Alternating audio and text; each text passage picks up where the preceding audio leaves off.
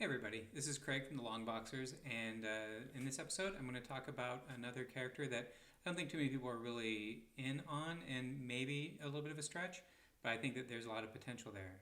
And the character for today's episode is the Queen of Nevers. Now, the Queen of Nevers appears in this book, Silver Surfer, Volume 7, Number 1.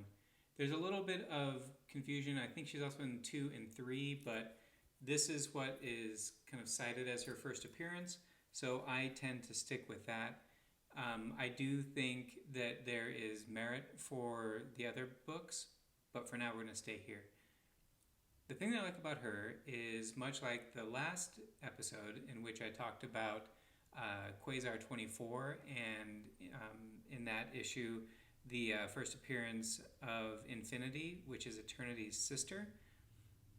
Queen of Nevers also deals with the sort of outer space side of things. In particular, there's a strong connection to the Celestials.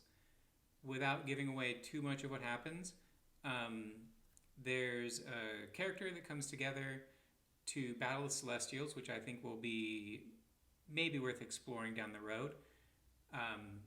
Battles the Celestials, bad things happen. The Queen of Nevers manages to save the one above all, which is a celestial that's kind of important to the celestial mythos. And during that, they also fight against the first firmament, which is another celestial thing. As you might be able to tell, I think that there's a lot for the Celestials and the Eternals moving forward. So I'm trying to figure out some characters that I think have potential to make a strong play for being important as the MCU unfolds. So this one, it has first appearance of the Queen of Nevers. Just like before, to show you, like, I'm in on buying this. You can still buy these at or below cover. There is also a second and a third. The third has green and the second has blue. Rest of the cover is the same though. So yeah, same cover, just you're looking for green or blue. There are also, I think, a couple variants, but the one to look for is this one, in my opinion. Really tough to find. Lots of black. Just very, very strong, simple. I don't know, I love this cover. So I want to say it's a 1 in 50. I'm not as good with the variant numbers, but if you are thinking of trying to find some alternate characters that could have longevity, it's in a Surfer book. Surfer is supposed to be coming in. Again, connection to the multiverse, which I think is supposed to make kind of a bigger play in the Doctor Strange series. Or rather movie franchise. And then again, the Tide of the Celestials. My belief is that if the Celestials are going to come in, they've already referenced them with Guardians of the Galaxy. The Eternals are a huge tie-in to them.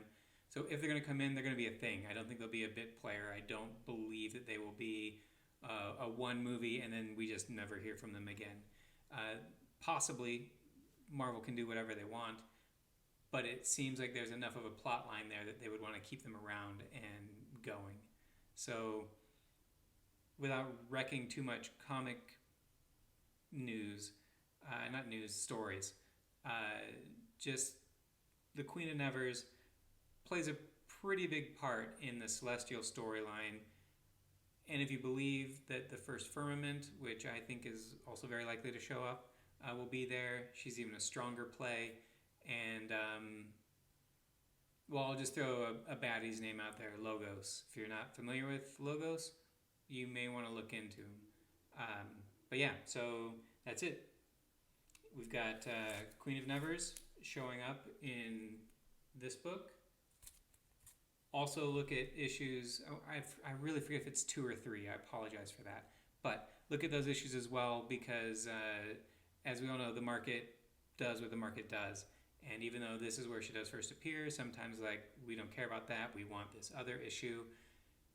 all of us have no real, I guess all of us do have a say in that, but we can't specifically determine one over the other. It sort of depends on what the market wants. Because this book also has a hard to find 1 in 50, I think that's going to make it so more people are kind of leaning into it. I think good, bad, or indifferent, the harder the variant is to find, the more likely it is that people will let it not be just a cameo and it becomes the first appearance. That's where I'm betting on this. I believe it's issue 2 where she shows up again, but it might be 3. I'll double check and maybe I'll put something in the notes here.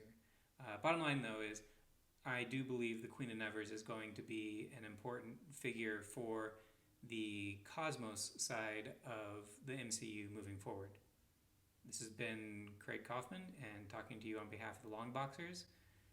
Remember, whenever you're out digging, always be sure to go long.